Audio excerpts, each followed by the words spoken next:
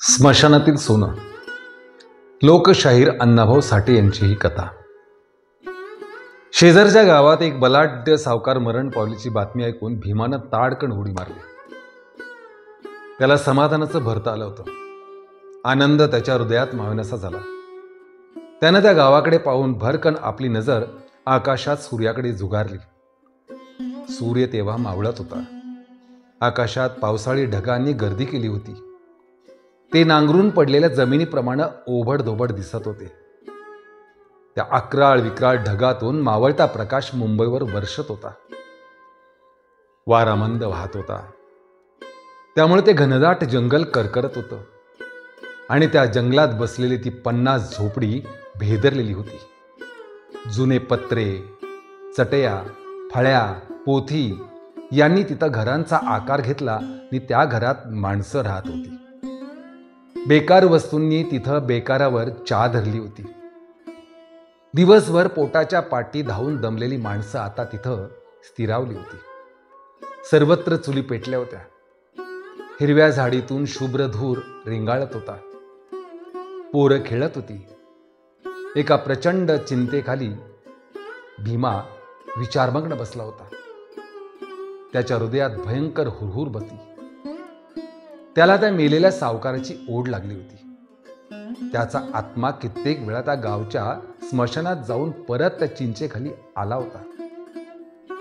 भीमा पुन्हा पुन्हा सूर्याकडे पाहून त्या गावाकडे पाहत होता. त्याला आता अंधाराची गरज वाटत होती म्हणून तो चुळबळत होता. त्याची लाडकी लेक नाबदा जवळच खेळत होती आणि बायको घरात भाकरी थापीत होती.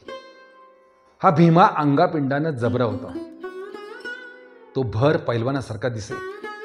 त्याचं प्रचंड मस्तक, रुंद गर्दन, दाट भोवया, पल्लेदार मिशा, रुंद पण तापट चेहरा पाहताच कित्येक दादांना हुडहुडीच भरत असे. भीमाचं गाव दूर वारणेच्या काठी होतं. पण रेड्याचं बळ असूनही पोट भरत नाही म्हणून तो मुंबईला आला होता. मुंबईत येऊन त्यानं काम मिळावं म्हणून सगळी मुंबई पालती घातली होती. पण त्याला काम मिळालं नव्हतं. आपणाला काम मिळावं आणि आपण कामगार व्हावं, पगार आणावा, बायकोला पुतळ्यांची माळ करावी अशी कित्येक स्वप्न फाटून भीमा निराश होऊन त्या उपनगरात जंगलात आला होता. मुंबईत सर्व आहे पण काम आणि निवारा या 2 गोष्टी नाहीत. त्यामुळे त्याला मुंबईचा राग आला होता आणि त्या उपनगराजवळ येताच शेजारच्या डोंगरात एका खाणीत त्याला कामही मिळालं होतं. त्या जंगलात काम आणि निवारा मिळताच भीमाला आनंद झाला होता. तो आपलं रेड्याचं बळ घेऊन त्या डोंगराला जणू टक्करच देत होता. त्यानं टिकाव घेताच डोंगर मागं सरकत होता. त्यानं सुटकी उचलतात काळे पाषाण तोंड पसरत होते आणि त्यामुळं कंत्राटदार त्याच्यावर खुश होतो आणि भीमाही संतुष्ट होता कारण त्याला पगार मिळत होता. परंतु 6च महिन्यात ती खाण बंद पडली आणि भीमावर बेकारीची कुऱ्हाड कोसळली. तो एका सकाळीच कामावर रुजू झाला आणि लगेच त्याला समजले की आजपासून ही खाण बंद झाली. आपलं काम सुटलं ही वार्ता ऐकून भीमा भांबावला. उपासमार त्याच्यापुढे नाचू लागली. क्षणात तो विवंचनेच्या डोहात बुडाला. उद्या काय हा प्रश्न तो स्वतःलाच विचारू लागला. अंगातील कापडं काखेत दाबून भीमा घरी निघाला होता. तो एका ओढ्यावर थांबला. त्यानं तिथं आंघोळ केली आणि उद्विग्न मनस्थितीत तो घराकडे फिरला. तो त्याची नजर एका राखेच्या ढिगारावर स्थिरावली.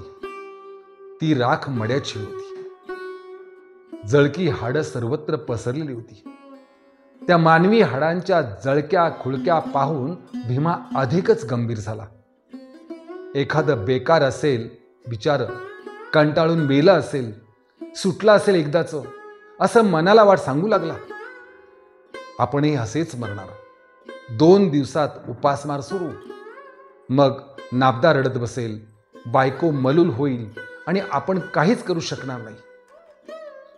इतक्यात त्या राखीच्या ढिगाऱ्यावर काहीतरी चमकलं. तसा भीमा पुढे आला. तिने वाकून निरकून पाहिलं. तिथे 1 तोळ्याची सोन्याची अंगठी चमकत होती. ती चटकन उचलून भीमानं कडकडून मुठीत दाबली. त्याला आनंद झाला.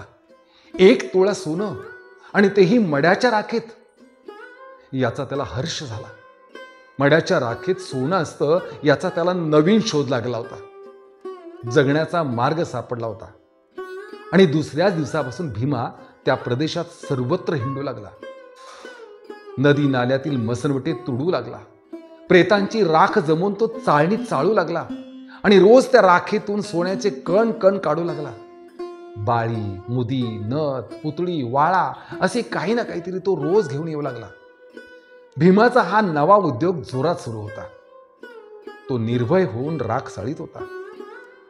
अग्नीच्या दाबानं प्रेताच्या अंगावरचं सोनं वितळून त्याच्या हाडात जातं याचा त्यानं ठाव घेतला होता.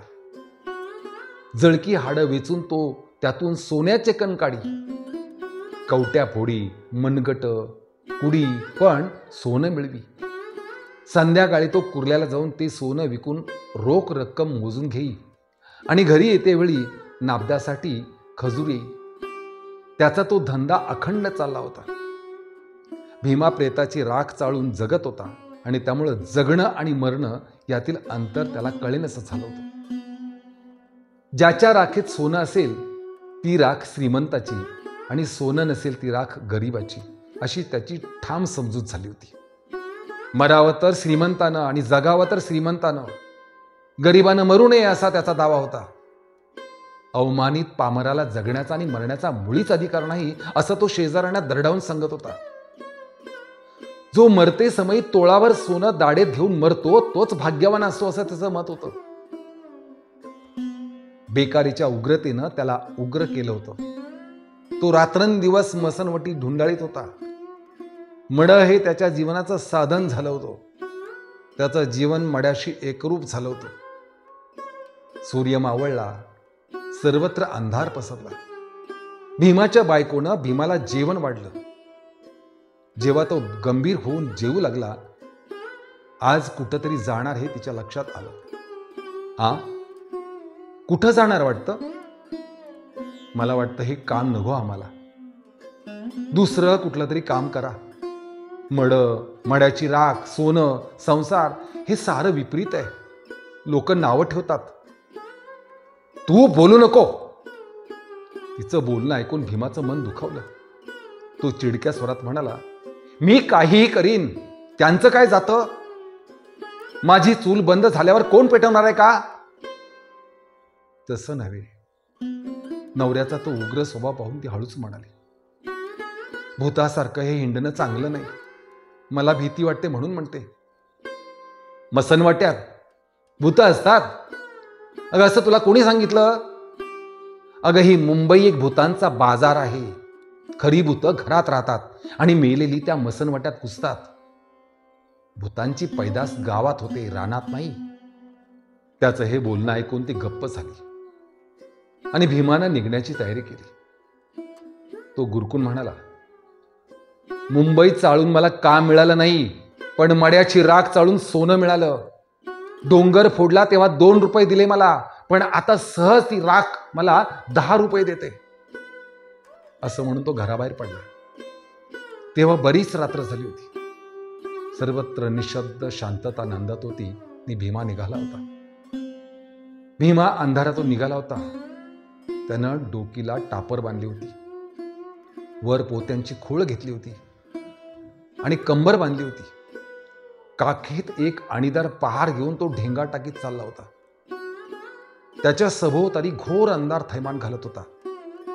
त्याला कसलीही भीती वाटत नव्हती. सकाळी लुगडं, एक परकर, पोलका, खजूर एवढाच विचार तो करीत होता. आज तो बिथरला होता. वातावरण घुमत होतं. क्षणोक्षणी गंभीर होत होतं. मध्येच कोल्ह्याचं टोळकं हुकी देऊन पळत होतं. एखादा साप सळसळत वाट सोडून जात होता. दूर कुठंतरी घुबड घुतबार घातल्याचा आवाज फेसूरतेत भर घालीत होता. त्या निर्जन जंगलात सर्वत्र ओसाड दिसत होतं. कानोसा घेत भीमा गावाच्या जवळ आला. त्यानं खाली बसून दूर पाहिलं. गावात सामसूम झाली होती. अधूनमधून कोणीतरी खाकरत होतं एवढंच. एखादा दिवा डोळे मिचकवित होता.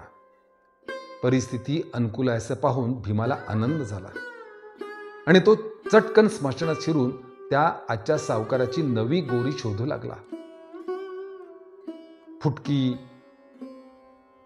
फुटकी गाडगी मोडक्या किडक्या बाजूला सारीत या गोरीवरून त्या गोऱ्यावर उड्या मारत निघाला. प्रत्येक ढेपणीपाशी जाऊन कडी ओढून पाहू लागला. एका रांगेने तो नीर काढीत निघाला होता. आकाशात ढगांनी गर्दी केली होती, त्यामुळे अंधार अधिकच काळा झाला. पण एकाएकी वीज उठली होती. ढगांच्या कप्प्यात नाचत होती. पाऊस पडण्याचा संभव वाढला होता. त्यामुळे भीमा घाबरला. पाऊस पडला आणि गवी गोर सापडणार नाही याची त्याला चिंता पडली होती. म्हणून तो चपळाई करीत होता. त्याला घाम फुटला होता आणि तो बेभान झाला होता. मध्यान रात्रीपर्यंत त्यानं सारं स्मशान चाललं. या टोकापासून त्या टोकापर्यंत तो जाऊन पोहोचला आणि भयचकित होऊन मटकन बसला. वर भरभरत होतं. मोडक्या किरडीच्या जुन्या झावळ्या फडफडत होत्या. जणू कोणीतरी दातच खात असावं तसं त्याला ऐकू येत होतं. आणि त्यातून भयंकर गुरगुर उठत होती. कोणीतरी गुरगुरत होतं, मुसमुसत होतं आणि माती उकरीत होतं. त्याला नवलच वाटलं. तो पुढे झाला, सरकला. तोच सर्व काही शांत झालं. आवाज येईनसा झाला, परंतु तोच कुणीतरी हातपाय झाडीत असल्याचा भास होऊन तो चमकला. खटकन जागी थांबला. विद्युत गतीनं भीती त्याच्या देहातून सरकून मस्तकाकडे धावली. आयुष्यात आज प्रथमच तो भयभीत झाला होता. परंतु दुसऱ्याच क्षणी त्याने स्वतःला सावरलं. खरा प्रकार त्याच्या लक्षात आला आणि तो स्वतःच खजील झाला. कारण जवळच ती नवी गोर होती आणि 10-15 कोल्ही जमून तिला चौफेर उकरीत होते. त्याने मेलेल्या माणसाचा वास लागला होता. गोरीवरचे दगड तसेच ठेवून त्यांनी घळी पाडायला आरंभ केला होता. आजूबाजूला गोर उद्ध्वस्त करण्याचा काम ती करत होती. परंतु पुन्हा त्यांच्यातही भयानक स्पर्धा निर्माण झाली होती. प्रथम मड्याजवळ कोण जाणार या ईर्षेने ती एकमेकावर गुरगुरत होती.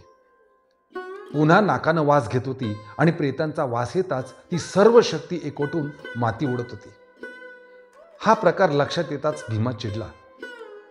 त्यानं प्रचंड झेप घेतली आणि तो झपकन त्या गोरीवर जाऊन बसला. लगेच गोरीवरचे दगड उचलून त्याने त्या कोल्ह्याच्या टोळीवर हल्ला चढवला. अचानक झालेल्या त्या भडीमारानं कोल्ही चमकली आणि मुरून बसली. तसा भीमाला छेव आला. कोल्ह्या आधी आपणच गोर उकरायची असं ठरवून तो गोरीवरची माती काढू लागला. आणि त्याच वेळी कोल्ह्यांनी भीमाला पाहिला. एक कोल्हा पिसाट होऊन भीमावर धावला. क्षणात भीमाचा लचका तोडून तो पुढे पळाला. अंगावरचं पोतं झटकून त्यानं हाताती पार सरळ सरळ धरली आणि कोल्ह्यावर हल्ला चढवला. कोल्हा पुन्हा भीमावर धावला आणि त्याच्याशी झुंज करायला तयार झाला. कोल्हा पुढे येताच त्यानं दणका दिला.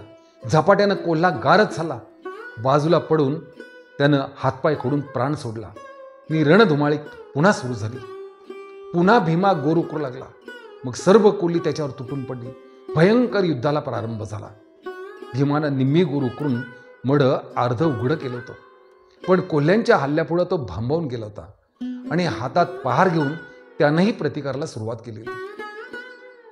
चारी बाजूनं कोल्ही त्याच्यावर धावत होती आणि जिकडून कोल्हा येईल तिकडे तो दणका मारित होता. कोल्हे तिरपडून पडत होते आणि अचानक लचका तोडून सुद्धा पळत होते. गावाच्या शेजारी ती अभूतपूर्व युद्ध पेटलं होतं. कुंतीपुत्र भीमाचं नाव धारण करणारा तो आधुनिक भीम कोल्ह्यांशी लढत होता. उद्याच्या अन्नासाठी, मढ्यासाठी आपली सर्व शक्ती पणाला लावून तो लढत होता. पशु आणि मानव यांचं मृतदेहासाठी दारुण रण पेटलं होतं. कितीतरी उशिरानं कोल्ह्यांचा हल्ला थांबला. अंधारात दबा धरून ती सर्व कोल्ही विश्रांती घेऊ लागली आणि तो अवसर मिळताच भीमानं त्या गोरीवरची माती काढून ते प्रेत मोकळं केलं होतं. तोंडावरचा घाम पुसून काढला आणि तो त्या गोरीत उतरला. तोच पुन्हा कोल्ही तुटून पडली आणि पुन्हा हाणामारीला सुरुवात झाली. परंतु भीमाच्या प्रचंड शक्तीपुढे कोल्ही पराभूत झाली. त्यांनी आपला पराजय कबूल केला आणि लगेच भीमानं त्या प्रेताच्या काकेत हात घालून जोरानं ते प्रेत उपसून बाहेर काढलं. मग काडी ओढून प्रेताची पाहणी केली. दडदडीत ताटलेलं मडं त्याच्या पुढं त्या गोरीत उभं होतं. त्यानं चपळाई करून त्या प्रेताचा हात चाचपून पाहिला. एक अंगठी सापडली. कानात मुदी होती. ती भीमानं ओरबडून काढली आणि त्याला आठवण झाली की प्रेताच्या तोंडात नक्की सोनं असणार. त्यानं त्याच्या तोंडात बोटं घातली, पण प्रेताची दातखिळ बसली होती. क्षणात त्यानं आपली पहार प्रेताच्या जबड्यात घालून त्याची बचाळी उचकटली. एका बाजूला ती पहार जबड्यात घालून दुसऱ्या बाजूने त्यानं आपली बोटं प्रेताच्या जबड्यात घातली आणि त्याच वेळी दबा धरून बसलेल्या कोल्ह्यांनी कोल्हे कुईकुली. सर्वांनी हुकी देऊन पळ काढला, पण त्याच्या ओरडीनं गावातली कुत्री मात्र जागी झाली. कुत्र्याने गाव जागा केला. अरे कोळ्यांनी प्रेत खाल्लं, अरे कोल्ह्यांनी प्रेत खाल्लं, चला चला असं कोणीतरी ओरडलं आणि ते ऐकून भीमा घाबरला. त्यांनी प्रेताच्या तोंडातून एक अंगठी काढून खिशात टाकली आणि घाईनं पुन्हा डाव्या हाताची बोटं प्रेताच्या दाढेत घालून सर्व कोपरे चाचपून पाहिले. बोटं काढून घेण्याऐवजी त्यानं प्रथम पहारच बाहेर काढली. घटकन त्याची बोटं प्रेताच्या दाढेत अडकली. अडकित्यात सुपारी सापडावी तशी सापडली. भयंकर कळ त्याच्या अंगात वळवळली आणि त्याच वेळी गावाकडून कंदील घेऊन माणसं येत असलेली त्याला दिसली. तसा भीमा भयभीत झाला. त्यानं बोटं काढण्याची शिकस्त केली, पण शक्य झालं नाही. त्याला प्रेताचा राग आला. त्याच्याकडे येणारी माणसं पाहून तो अधिकच चिडला. त्यानं हातातील लोखंड प्रेताच्या टाळूवर जोरानं मारलं आणि त्या दणक्यानं त्याची बोटं अधिकच अडकली. प्रेताचे दात त्याच्या बोटात रुतले. त्याच्या अंगात मुंग्या उठल्या. हेच खरं भूत आपल्याला पकडून देणार. लोक येऊन प्रेतासाठी मला ठार करतील, नाहीतरी मार मारून पोलिसांच्या हवाले करतील असं वाटून भीमा अगतिक झाला. वैतागला, निर्भाण झाला. सर्व शक्ती एकवटून तो प्रेतावर प्रहार करू लागला. भडव्या सोड, मला सोड असं जोरात ओरडला. गावकरी जवळ आले होते. भीमा अडकला होता. मग त्यानं विचार केला आणि नंतर पहार प्रेताच्या जबड्यात घातली आणि मग हळूच बोटं ओढून काढली. ती कातरलेली होती, फक्त चामडीला चिटकून लोंबत होती. ती तशीच मुठीत घेऊन त्यानं पळ काढला. भयंकर कळ अंगात घेऊन तो पळत होता. तो घरी आला तेव्हा त्याला भयंकर ताप भरला होता. त्याची ती स्थिती पाहून घरात रडारड सुरू झाली. त्याच दिवशी डॉक्टरनं भीमाची 2 बोटं कापून काढली आणि त्याच दिवशी खाणीतलं काम पुन्हा सुरू झाल्याची बातमी आली. ती ऐकून हत्तीसारखा भीमा लहान मुलाप्रमाणे रडू लागला. कारण डोंगर फोडणारी त्याची ती 2 बोटं स्मशानातील सोन्यासाठी तो गमावून बसला होता. स्मशानातील सोन्यासाठी तो गमावून बसला होता.